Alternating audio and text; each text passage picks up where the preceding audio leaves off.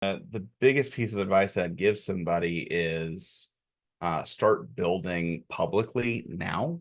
Um, I've built a business that I made a post about it this morning. We've had 127 companies come inbound in a 12-month time frame. And that is from when I launched the side hustle. And it was because I spent 4 years prior building some kind of an audience on LinkedIn. So when I went to launch, people knew that I existed. I had a half decent reputation. Like people knew that I was a real person. And that's how honest to goodness, within our first full calendar year, we're at about invoiced $400,000 in revenue. But I just hired like 6 people a couple months back, and we're significantly ramping up our pipeline. So I'm pretty confident we'll end up hitting about 1 million to 1.2 million this year.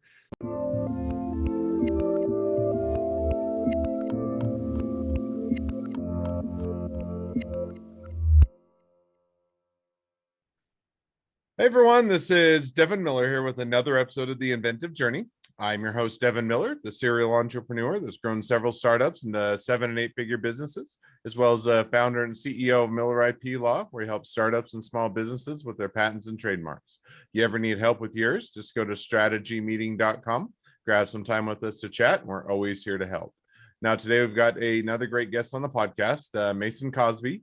And Mason started out his journey as a son of an entrepreneur and kind of was always growing up around business, and was also born and raised in the South and thought he would be a pastor. Ended up going off to college and getting a degree in marketing, and also found out he wasn't as good at Sunday school teaching. So shifted directions, got into sales, and then moved into marketing with a small business. And then after that, moved into agency space at a marketing agency. That agency got acquired, in the process had a daughter and moved to a sales education business before launching the current business about a year ago. So with that much as an introduction, welcome on the podcast, Mason. Man, I love it when people can actually summarize my entire life in about 45 seconds. So I think that was probably the best summary of who I am and what we're doing. So I'm excited to chat with you today. Hey, I'm looking forward to it, and looking forward to or hearing your journey a bit more. So I just gave the 30-second or 45-second condensed version to a much longer journey. So why don't we rewind and unpack a little bit and tell us a little bit about how your journey got started, kind of growing up in an entrepreneurial family, and how things got kicked off from there. Yeah. So really, to put it simply, I had obviously 2 parents. I had one parent that was an entrepreneur. So we had the home office, small business. He ran a landscape architecture company with about seven team members. And looking at my dad growing up, admittedly, my dad had a much more flexible schedule. And it was before I knew, or I was born, but they would reference what they referred to as the ramen days. So there was about a decade where they worked their tails off. So I knew that it was hard fought. But as I looked at my dad in current state, he had a bit more of a flexible schedule and seemed to really enjoy a lot of his work. My mom was a pharmaceutical sales rep, so worked in corporate, worked for Fortune 50 companies. She didn't, don't get me wrong, she enjoyed her work, but she was always tied to somebody else's schedule and tied to somebody else's what you've got to do. So again, I just kind of grew up and I knew the 2 paths. And what I also knew about my dad is that he did start working for somebody else to learn a lot. And I think it's often hated on to go work for somebody else by a lot of entrepreneurs. But I love how Alex Ramosi puts it, you get paid to learn. And there's a lot of value in getting paid to learn. So I just knew pretty early, there's a couple of different paths that you can take. And I think I had just early exposure to those very paths and the benefits of both paths, because both had their benefits. But again, I kind of liked my dad's schedule a lot more. So now you kind of grow up seeing that, and you I think if I remember, you mentioned at some point as you're growing up, you thought you'd be a pastor, but took a bit of a different path as you went off to college and got into marketing and found out maybe the pastor path wasn't for you. So walk us through a little bit as to how that evolved over the journey. Yeah, so I mean, I came to the Christian faith in high school. So I essentially every time the church doors was open, I was there. So still to this day, very much so, love our church family and love raising a Christian family. It's massively important to me. And growing up in the South and seeing how much of an impact that my pastors had on my life really changed the direction of my life. I thought, oh, that's what I want to do. Like I want to make an impact on people and help people. So I thought logically that's being a pastor. And admittedly, as I talked with a lot of my friends that are men in the South, I think men in the South that are believers in the Christian faith tend to not know how else to serve the Lord outside of being a pastor. So I was like, oh, I'll do that.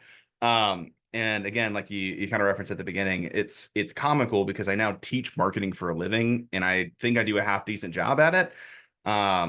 I've been told I do so, and despite how much preparation and everything I put into it, I was really, really, really horrible at Sunday school teaching, just atrocious. And I just, inevitably after I was a volunteer pastor, youth pastor for about 5 years, throughout all my college years and then a couple years after. And it never stuck. I was never very good at it. So, I love people. I love the relationship component. But what I found is, when I ended up graduating and I needed to make money and make a job, I got into sales and I was really good at sales. Ended up very quickly becoming the top sales rep. And eventually I just had a friend very loving friend that was like, hey, this whole pastoral thing is like not going your direction and it's not taking off at all. You seem to be really good at this thing that like you're not trying super hard at. Like you're just kind of doing the work to make ends meet. And then you focus all your time here and like it's not really working, but you do.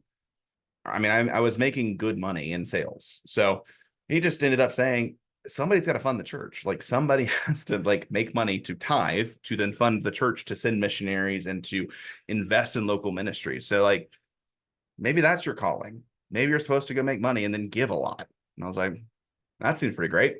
So then I went headfirst into building a sales and marketing career, Now, and I haven't we're looked just back. diving in before you get too far into that, and we'll definitely jump into it. But did Yeah. you start, or as you had originally thought about going into being a pastor, did you start going into the seminary or start Yeah. volunteering at the church, or how far did you go along that path? And then, the follow-up question to that is how did you, what was it? Was there a trigger? Or kind of how did you decide, hey, this isn't the path for me? Kind of walk us through that a bit.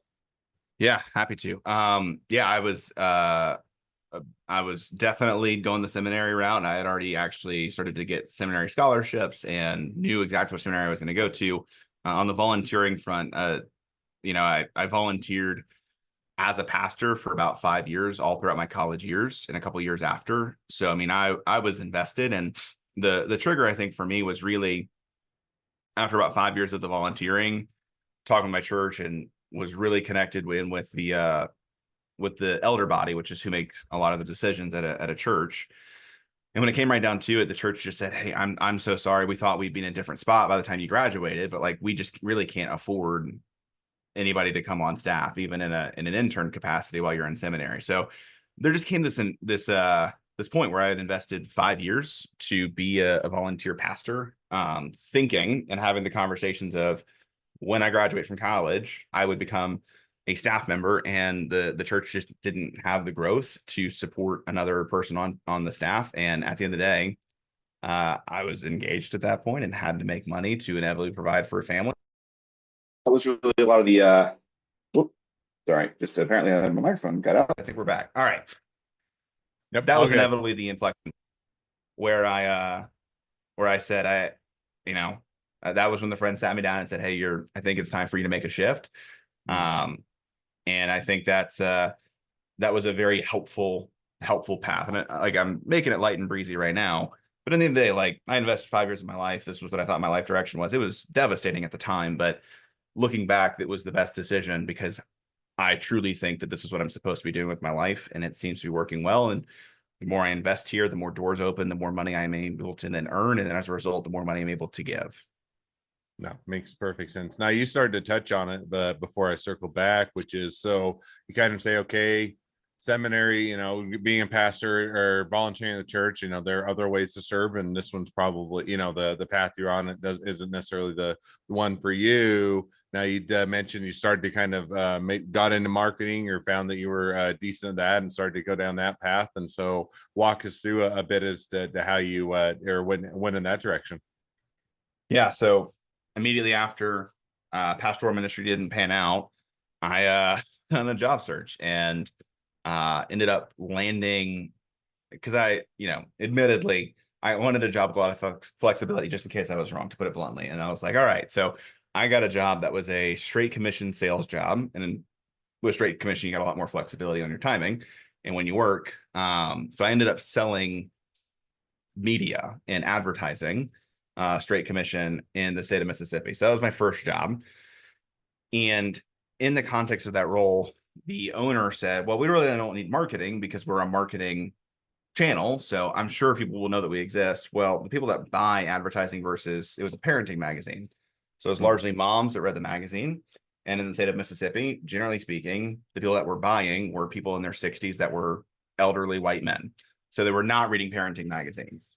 Not right, wrong, or indifferent. It's just kind of how it was. So we had essentially no marketing support. In addition to that, we were full funnel AEs cradle to grave, meaning I had to source my own pipeline, close my own deals, and then manage the accounts. And I also had to do collections as well. So, I mean, it was essentially I ran my own little business as a seller in the context of a larger organization where I had my own clients and collections and everything. And it was a lot, but I think it was the best job for learning because as a result, I kind of learned every part of the business. And it was a 12-person business. So there was not a lot of room to hide or you kind of everybody's all hands on deck all the time. So I think that was a very, very beneficial experience for me because again, I grew up the son of an entrepreneur, but growing up the son of an entrepreneur does not mean that you see the books. Like you don't know how to run a team because you Mm. just happen to grow up in an entrepreneurial family. You understand what the lifestyle inevitably looks like, but I learned a lot through that role. And I learned some really basic things that I think a lot of people should learn. But like, as a seller, I was given a list of 300 accounts and just told, call down your list and try to book meetings. And, you know, I would word vomit at people and I'd probably get about a 1% conversion rate on my list on a monthly basis. What inevitably started to happen is I looked at the actual accounts before I called them and created some kind of a reason to reach out. So just thinking through what's the purpose by why I'm calling them? Like not just they might need advertising, but how do I personalize all of this for them? That I now know is account-based marketing, or account-based selling or account-based strategy or whatever you want to call it. But at the end of like that was my first exposure. And what ended up happening is I got to a point where I was within my first year, I ended up becoming the sales team leader, training our sales team on how to actually do it. And it was a $1.2 million business, so not a huge business, but I managed about $400,000 worth of the spend. So I accounted for a third of the company's revenue in my first year, Mm. just through being really personalized and cold outbound, um, and setting meetings and showing up. And it's like showing up with cookies, and I mean that sincerely. Like we had in-person meetings exclusively. So everywhere I would go, I'd bring a box of cookies as a thank you for meeting with me. And like just those little touches that I think are often lost in remote sales now, where I think the thing that really helped me to learn how do you effectively build relationships quickly and to some extent at scale, so that you can inevitably manage a large portfolio of accounts and make a good living. Mm. So you get into doing that, worked for an agency or marketing agency for a period of time, and worked in a couple different capacities. And then I think it's we chatted a bit before, getting towards 2023, started to decide to go in your own direction. But walk us through a little Yeah. bit. How did you kind of decide what direction you were going to go? What prompted kind of going out or leaving the marketing agencies? Sounds like you're getting a lot of, or figuring things out, getting a lot of good traction, or otherwise Yeah. making some pretty good progress. So kind of what led to and prompted to go to your own direction or do your own business? Yeah, it's a pretty simple answer. I think will resonate with a lot of people. The agency I worked for that I was hired by was a 25 to 30 person agency during the time that I was there. And then when we got acquired, we transitioned into being a 600 person agency that was on global scale. And I happened to be good at selling and marketing and talking to people. And what that ended up meaning is I ended up doing a lot of the sales on a global scale. And that company, I think in a lot of ways did a lot of things right from a sales process with the kinds of companies we were working with. For example, like one of the clients was literally Airbus. So not small organizations. So it's a lot of in-person selling. But when you're on a global scale, in-person selling might mean you got to go to London, or you may need to go to Houston, or you may need to go to New York. And sometimes there's not a lot of notice that you need to go to those places. So that was fine when I didn't have a daughter. But when we found out that we were expecting our first daughter, I realized I really don't want to have a bag always packed. I'd like to be sure that I can control my schedule a bit more. So that's when I transitioned into the sales education company and tried to just get a different job. And what ended up happening in that context is, admittedly, I was a wrong fit for that role. They were more of a volume transactional sale. They changed the business model between when I accepted the offer and when I started, which I think was the right move for them. But I was a different kind of marketer than they needed, and ended up kind of recognizing that about 3 or 4 months in. And my daughter was born about a month after I kind of realized that. So it was like, well, I essentially took my paternity leave and figured out how to launch this business. And then when I got back from paternity leave, kind of worked for a couple more weeks just to see if we could make it work. And I was just the wrong fit. And it was very clear in the business. And they ended up actually, just because of some other extenuating circumstances, they actually let go of the entire new business organization. So let go of all their sellers and their marketing team, and just kind of decided to do it themselves as founders again. So again, all that to say, like, there was a clear recognition of like, I mean, to put it bluntly, I'm backs up against the wall, and like I've got a young family and I got to make sure that I can make this work. So that's really why I went out on my own. Is I recognized, you know, especially when I left the agency, this is the other thing that started to happen. People just ask me for help a lot, and Hmm. just say like, "Oh, now that you're on your like now that you no longer work that agency, like, are you looking to do freelance work?" So when you get asked like once or twice a week, "Hey, can you help me with this thing?" or "Do you know anybody that can help me with this thing?" Eventually, I kind of decided that, well, I'll go build the thing that will help the people that are asking me for the help. Because if they're asking for it, that means they're probably willing to pay for it. Hmm. So now or it sounds like, hey, one is paid, where they circumstances changed, the opportunity, the business wasn't necessarily there. They ended up, even going a step further of letting go of, basically the marketing team that was there, and so figuring things out.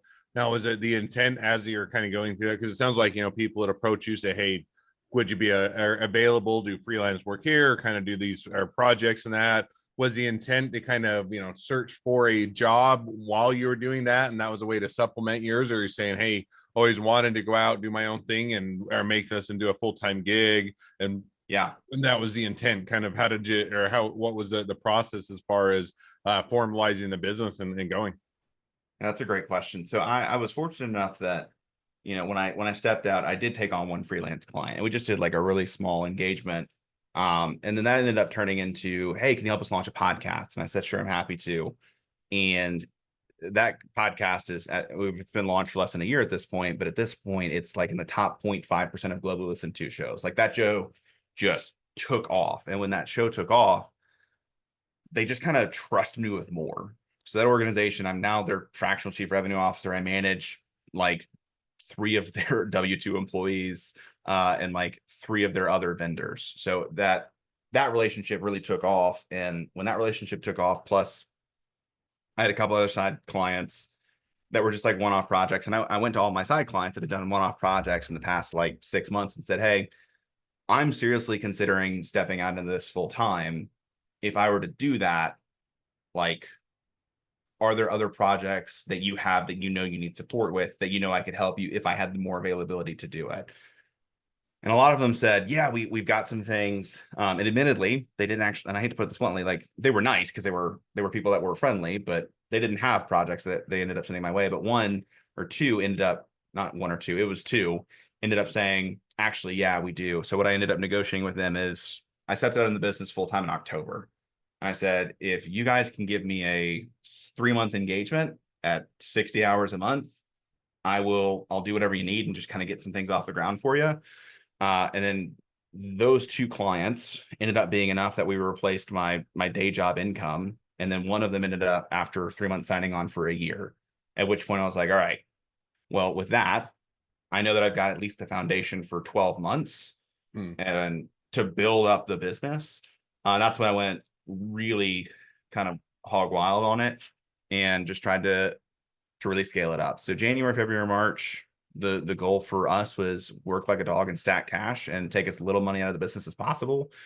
And that then gave us the ability to we hired 6 people in between March and April. So now, we're recording this in uh essentially July, and we've got a team of 8 people total. So I mean, we've gone from in October when I stepped into the business full time to now 8 people with about 75 to 80,000 in monthly recurring revenue.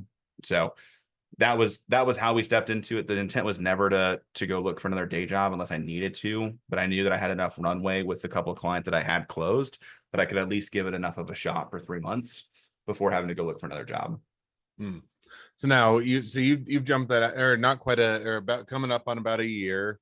Walk us through that progression. So you started it going, some of the people had a few projects. Did you from there kind of grow it out, find new clients, find new customers, build out the Yeah. marketing side of things, or kind of walk through that a bit of that evolution over that year time frame as far as kind of how you went about building the business? Yeah, the first pitch deck that I put together had 16 different service lines. And I was like, these are all the things that I can do. And admittedly, it was a lot. Like, it was just too much. And after the first, I think, 4 months, and for context, I started to side hustle, ramping into it being full time. Started the side hustle in July. So I had a couple of clients, and then it was July to October when I stepped into it full time. So really, that July to October timeframe, I was charging not a lot of money because I didn't need the money. I wanted to get essentially a charge people so they'd be bought into the ideas. But for me, it was the experimentation of how do I productize a service that can then be repeatable so I can inevitably hire people in. Like, what are the roles, what are the responsibilities, what are the tasks that are getting done in the context of this process that we're building out.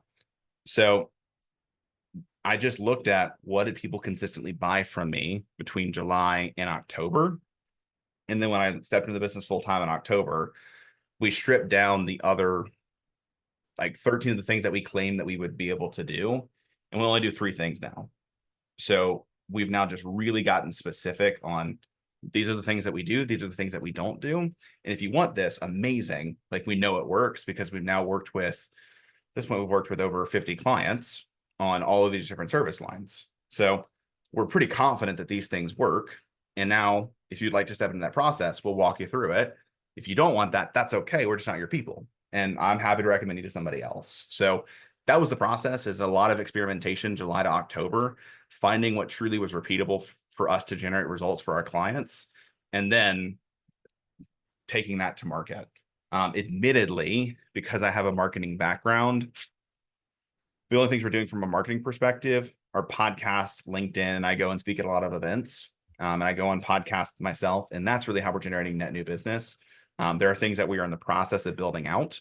But honestly, I primarily focused on the delivery side and ensuring that whatever we promised we would deliver is exactly what we delivered, because I already had a half decent reputation within my space and knew that when I went to market that a couple of people would probably buy from me. But if I didn't deliver on the value that I promised I would, that immediately tarnished my reputation. So we've invested almost everything back into process development and productizing the service so that we can deliver repeatably. Because that will inevitably be what actually grows the business, not the marketing or the sales. So definitely sounds like it's been a good process of continuing to grow, iterate on the business, expand it, and otherwise build it out. And with that, kind of now as we've reached the present day of the journey, always a great time to transition to the 2 questions I always like to ask towards the end of each episode. So we're going to jump to those now. So with that, the first question I'd like to ask is, so along your journey, what was the worst business decision you ever made? And what'd you learn from it? Yeah, I second or third client I took on, I reached out to a couple people and said, "Hey, I'm thinking about working with this person. Like, what do you think?" Um, and every person I talked to said, "Don't do it." Like, there's not been anything criminal. There's not been anything that's like illegal, but we've just had a couple of interactions with this individual and this company, and they just give us a bad feeling. But I was excited. And I was like, I can probably figure it out. And that was stupid of me. To look at people that I knew and trusted, that I had known for a while, and just kind of ignore their advice because they were looking out for me. But admittedly, that was at the point where I was like, I gotta ramp up this business so I can step out of my day job. So I was taking any client I could get. And it's been we're coming up on a year since we engaged, and they've not paid a single invoice. And Mm. like, so now I'm having to work with collections agencies to like try to get something out of this person, but they're about to file bankruptcy, and they knew it, and it's always been this way. And they signed checks they could never cash, quite literally. So yeah, that was probably the worst business decision. Is just like, if somebody tells you, hey, they're not good, the amount of time that you invest in a client for them to not deliver anything on a return is just never worth it. And that's always, it's easy, hindsight's always 2020, and it's one of those that you learn, as you look back, what are some of the flags in it as you're getting going, you're just getting started, you're saying, hey, income is income. If they're willing to Yep. pay us for the project, and we need to continue to have the money flow in so we can build out the business. It's one of those that's easy to kind of, or tell your, or to trick yourself into overlooking those flags, or to overlook what maybe now you wouldn't enter into. And so definitely an easy mistake to make, but a great one to Yeah. learn from along the way. Second question now, is, so now if you're talking to somebody that's just getting into a startup or a small business, what would be the one piece of advice you give them?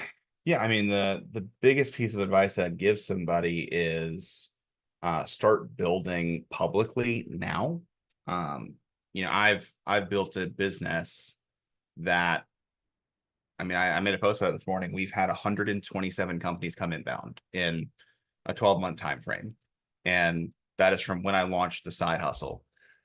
And it was because I spent 4 years prior building some kind of an audience on LinkedIn. So when I went to launch, people knew that I existed. I had a half decent reputation. Like, people knew that I was a real person. And that's how honest to goodness, within our first full calendar year, we're at about invoiced $400,000 in revenue. But I just hired like 6 people a couple months back, and we're significantly ramping up our pipeline. So I'm pretty confident we'll end up hitting about $1 million to $1.2 million this year. Um, because when I launched, people knew that I existed. They knew that I had a decent reputation, and it just made it really easy because I wasn't having to go beg, borrow, and steal to get clients. They just started coming to us. Hmm. No, that sounds like a great piece of advice, and definitely a great takeaway. So now, as we do wrap up, if people want to reach out to you, they want to be a customer, they want to be a client, they want to be an employee, they want to be an investor, they want to be your next best friend, any or all of the above, what's the best way to reach out to you, contact you, find out more? Yeah, best place will always be LinkedIn. So if you want to go connect with me on LinkedIn, happy to chat there. And then if you don't want to be a client, if you go to my website, scrappyabm.com, there's a button that says schedule a call. If you click that, you'll get my calendar, and you can go ahead and book a call directly. We can chat through what it might look like for us to work together. Awesome. Well, I definitely encourage people to reach out, support a great business, make a new connection. If nothing else, make a new best friend. So, with that, thank you again for coming on the podcast. It's been fun. It's been a pleasure. Now, for all of you other listeners that are out there, if you have your own journey to share and you'd like to be a guest on the podcast, we'd love to have you. So, just go to inventiveunicorn.com, apply to be on the show. A couple more things as listeners. Make sure to click share, subscribe, leave us a review. Helps us to reach even more startups and small businesses to help them along their journey to success. Now, along that note, if along your journey you ever need help with patents or trademarks or anything else with your startup or your small business, just go to strategymeeting.com, grab some time with us to chat. We're always here to help. Well, thank you again, Mason, for coming on the podcast, and wish the next leg of your journey even better than the last. Thanks so much for having me, Devin.